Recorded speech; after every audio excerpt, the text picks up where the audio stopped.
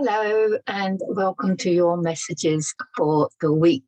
Today is Sunday, the 13th of February, 2022. And for those of you that don't know me, my name is Deborah Jane Sutton, and I do energy readings and soul readings using my cards and my intuition, I guess. So if you like what you see today, then maybe you want to book a private session with me. I'll put a link in the description so that you can read more details about that. So let's see what's happening now that we're coming up to Valentine's Day tomorrow and mid-February now. So if you haven't already seen the cards for, that one wants to come out, the cards for February, fabulous February, I'll put a link in the description and the video in the end screen for you for the messages for February. So I think the messages are actually timeless. I think it depends where you are on your journey and what you resonate with and when you need to hear what, you know. So I'm a strong believer that the right message comes at the right time for the right people in the right way, because everything is so divine.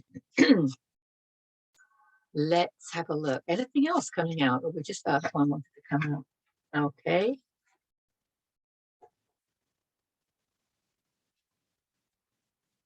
Okay, any more? Nope, it looks like 3 is the magic number again. Good, good, good. Well, I'm not surprised to see this first card come up because we've got the Knight of Wands. Knight of Wands, wands of fire, transformation. Okay, it's the phoenix from the flames or the phoenix from the ashes or whatever. This is the card in tarot that has the greatest capacity for change. So it's the biggest changes coming in. Now, what I'm realizing, and this came up last week, I think, you know, you are the only person stopping your dreams. You've heard this before. I mean, you are the only person stopping your dreams. We know that because look at the other 2 cards. Here's your decisions about making these big changes. And this guy is typically lack of trust and deceit and things like that. Now, I'm going to interpret him 2 ways today. So let me wait till I get there, because first, these changes are massive. And you're going to think that you can't make these changes. You're human. Let's correct that. You're not your human, remember. You are your higher self. Your human is going to not believe that you can make these changes. Your ego is also not going to believe that you can make these changes because your ego is so programmed. Your human is also so very programmed and doubting him or herself. So the message this week is you can change it. You will have opportunity. That's how I'm going to word it, because you have free will, but there are opportunities coming to you for massive change. Whether you choose, of course, because swords are air, they represent your mental processes. So they represent your ideas and your thoughts and your decisions. 2s are always decisions. The moon is fear-based. So one of the decisions is based in fear and the other one not. And she can't see, because when you it's the same old story. I'm sorry, it's the same old story. But I just really want to push you a little bit more now to make this decision, because this one is based in fear. Fear of what? Fear of failure, fear of not being loved, fear of making a big move, fear of the unknown. That's what it is. It's the fear of the unknown. So it boils down to lack of faith, lack of trust in how the universe works. So it comes back to that every time. When we understand how the universe works, I think that helps us have faith in what goes on. and in how things happen. We don't need to know the outcome. She's blindfolded. She doesn't know the outcome. We don't need to know the outcome. The only thing we need to know is that if whether our heart is feeling expanded or whether our heart is feeling contracted. And if you're in a situation whereby you feel restricted or contracted, but you don't know what to do, you don't know where to go, you know that you have to go somewhere. Because if you're feeling restricted and contracted, you're not expanding with the universe. The universe is always expanding, right? And we are expanding with it. Well, we have an opportunity to expand with it. But if you stay in a contracted state of being, you're keeping yourself in that density. And that is the density that isn't going to create heaven on earth for you. So it's basically taking a gamble. It's taking a gamble. But instead of fears, I'm going to say contracted. It's the same thing, really. When you're full of fear, your body is energetically contracted. When you're full of love, your body is energetically expanded. I mean, it brings it back to energy. It's actually physics, isn't it? And if you don't know the sway test, you must be very new to my channel if you don't know the sway test. Because one of the reasons I'm so passionate about it, and yes, I will put a link in the description and the video in the end screen, but the reason I'm so passionate about it, many reasons, those of you that follow me know, but one of them is the fact that it's your introduction to feeling into your heart and whether your heart is expanded or contracted, because we're so desensitized. We're desensitized by all the toxins in the environment and what we put into our body and the thoughts and the beliefs and the fear. You know, it completely desensitizes us. So if you're new to your journey, you're not going to easily be able to feel whether your heart is expanded or your heart is contracted. You know, sometimes people can't feel that. We haven't been brought up in a society to tune into our feelings all the time. And as last week's cards, or was it the week before, I can't remember, said, our feelings are what are creating our future. So it's really important that we learn to feel. So I heard someone say, healing isn't about feeling better. Healing is about getting better at feeling. Just say that again. Healing is not about feeling better. Healing is about getting better at feeling. And I think that's really spot on.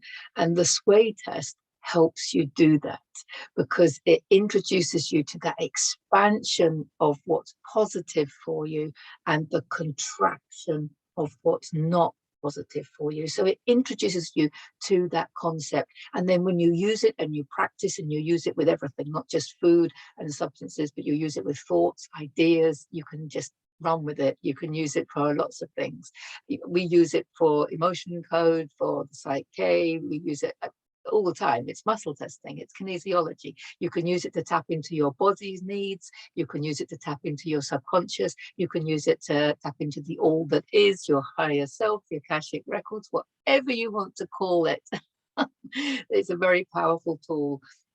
That's why it's the first thing I teach on my online course. I'll put a link into that as well, so you can have a look at the online course because it's starting in a couple of weeks. I think I'm really excited. 3rd of March it's starting. So, and I've still got a couple of places left. So I'll put a link in the description so you can check that out and see if it resonates with you. But understanding how your heart is telling you the feeling and the way to go.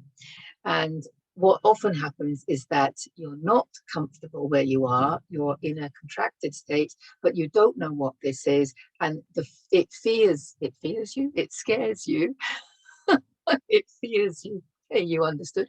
But sometimes there's a difference.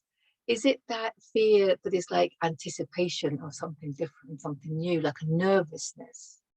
There's a difference between being nervous because you're stepping out of your comfort zone and that feeling of contraction. There's difference there. So that's what you need to look at. But I'm always reading for people privately where they tell me their dreams. And I say, why don't you fulfill them? And it's one limiting belief after another. One limiting belief, often money, not enough time. How would I do it? How would I set it up? You know, if you can imagine it and you can think about it, then you can create it, because we create from our thoughts, we create from our beliefs. And not only that, I want to say to you, why do you have that dream? Because other people don't have it. So where is it coming from? Where is that dream coming from? It has to be for you and only for you, because you are the creator of your own reality. So you have to act on it. It's nobody else's dream, it's only yours. So, you know, not acting on it, this is the biggest problem, is people are not understanding that they are capable of these big changes. Not only are you capable of these big changes, but these big changes are your life purpose. You might not see that now, but they are a stepping stone. They're taking you to your life purpose. They're taking you to fulfill your destiny. They're taking you to expand into more of who you are. I want to say that they're taking you to expand into all of who you are. Okay, and what he's doing, because typically he is, sorry, the light's on it. Typically, Seven of Swords, he is about stealing and not being trustworthy in deceit.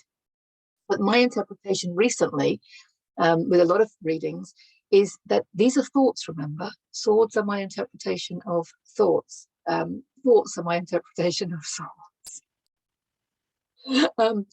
And he's keeping his swords to himself. He's keeping his thoughts to himself. He's not expressing them. So these are dreams that you're not even expressing to other people. These are dreams that you haven't even put into words. Thought, word, deed. You see, it gets very repetitive, especially if you don't take it in. The message will keep coming. The opportunities will keep coming. You're going to have opportunities again and again to learn something. Okay. He's keeping his thoughts to himself. Are you keeping your dreams to yourself? Because you know, the number one thing, you have the dream. Number two thing, express it, put it into words, hopefully with somebody that's aligned with you, a like-minded person, please. Because if you put it into, well, you can put it into words to somebody else and they might reflect back to you your own self-doubt. And they might say, oh, don't be so ridiculous, you can't do that. You know, they might laugh at you and they might say, you can't afford that, you haven't got the time, you haven't got the money, you know, you haven't got the know-how, why would you do that? It's not going to bring you in money. That's what most people say. But if anybody outside of you says anything like that, please know, please understand, one, that they've been programmed, especially if it's an older generation, but two, they are reflecting back to you your own inner self-doubt. It's okay to have self-doubts. It's okay to have self-doubt, of course. You know, your human is going to have self-doubt.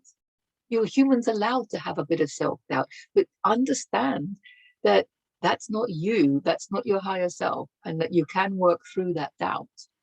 Okay?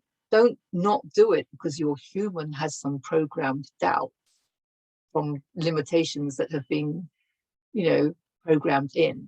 That doesn't make sense, does it? So this is kind of amazing because there are big changes. Now, it could be in any area of life. I'm seeing people starting relationships they never thought they could, opening up to having a relationship after not being in one for a long time. That's a massive change, you know, or it could be leaving a job, of course. And sometimes if you're starting up on your own in a business or something, so your passion, hobby, and you're turning it into a business, you can keep the day job going for a while, obviously, until you get the other job, off the ground. You don't have to. Things don't have to be so cut and dry all the time. Listening to your heart, not with your mind, because your heart knows. Okay, all the time listening to your heart. And then you'll know when it's time to take that leap of faith. You could be leaving a relationship, or you could be leaving a job, you could be leaving a house, you could be, you know, I don't know, expressing yourself to people that didn't know the real authentic you. There's so many different kinds of changes. changing location and changing countries, all sorts of things. Starting a new hobby, starting a new friendship group. You know, you don't know where things are going to lead, but if you feel it in your heart to do it, then it's going to lead you somewhere positive. That is for sure. I hope that all makes sense, because the only doubt and deceit that I can see often when I'm reading for people is the deceit that they tell themselves, because they tell themselves that they're not good enough. And that's not true. That's never true. You wouldn't have the dream if it wasn't for you to realize. And a lot of people say they can't afford it. And I think I need to do a video soon on money, because your future lies in your frequency. Your future does not lie in your bank account. Your level of consciousness is your new currency. The level of consciousness is your new currency. And when you follow your heart and realize your dreams and go with that expanded feeling, then your level of consciousness rises, your frequency rises. And then that's when what is reflected back to you will be at a higher frequency. That includes everything. That includes love, abundance, joy, harmony, relationships. It includes opportunities, thoughts, ideas, activities. Everything's going to be at a higher level of frequency, and that's going to include abundance. Abundance covers all of it. It's not about making money. It's about expanding your abundance, which includes financial security, but you have to trust. But if you stay in a contracted state for the purpose of maintaining some kind of salary or payment, you're going to keep yourself in that density. Now, money is a wonderful thing. It's an energy like everything else. Like everything else, and it can be used for good or bad. We know that. Okay? It's an energy. And if you're keeping it away, and once I heard this, I can't remember where I heard it from, but you should talk to money like a friend. Because if you talk to money, right, words have power, your thoughts have power, your beliefs have power, remember. If you talk to money like, it's never here when I need it. It's never here, it's never enough. It's never good enough. It comes and then it goes. It never stays. I'm not happy with money. Well, you know, if you spoke like that to a person, they wouldn't stay with you, would they? So if you can talk to money like, hello, oh, welcome, come and stay, come and sit down. I do love the way you help me with this activity. I do love the way you help me, you know, dress and what have you, whatever you spend your money on. Talk to money like that. Talk to it like it's a good friend of yours, because it's an energy, and words carry energy and power. And invite it in, and love it, and love how it helps you, and then say thank you. You know, rather than, oh, I only just had enough, you know, I scraped by.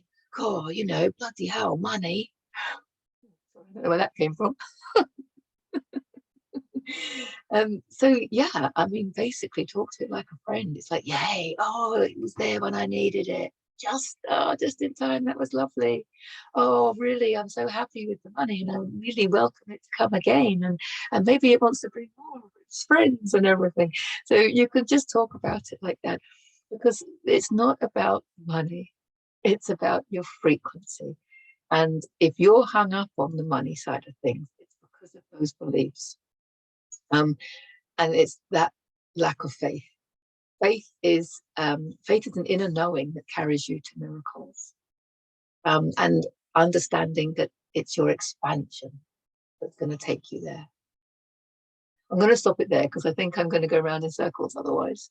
But it has inspired me to do a whole video on money, because I think it's what most people say to me is stopping them from moving on. Is just, people say, oh, I have a vision of, oh, here's a question for you that I'm going to leave you with. If you had 17 million dollars, pounds, euros in the bank. In other words, you don't need to make money. How would you spend your time? What would you do with your time? How would you express your creativity if you didn't have the need to make money? What would you do? How would you do it? Where would you do it? If you didn't need to make money, you had 17 million of whatever currency. What's the strongest currency at the moment? You had 17 million of that, or any millions of that, whatever. You didn't need to make money. How would you spend your days? How would you spend your time? What would you do? You might knee-jerk reaction say, oh, I'd go to a beach and lie on a beach. Right, yeah, you would do that maybe for 2 weeks if you're feeling run down and if you're stressed and if you feel overworked. 2 weeks lying on the beach will do you the world of good. I'm talking about what would you do after that 2 weeks when you were rested? That's the question. I'm going to leave that with you. You can put your answers in the comments below, because I'm telling you now that whatever your answer is to that question is your answer to where this change is taking you and where this change can take you. And it's the answer to that question that is going to give you the stepping stones to your life purpose. Okay. Lots of love to you all. Don't forget to check out the online course details or to book a private session with me if you want to. So lots of love for now. See you in the next video. Love you all.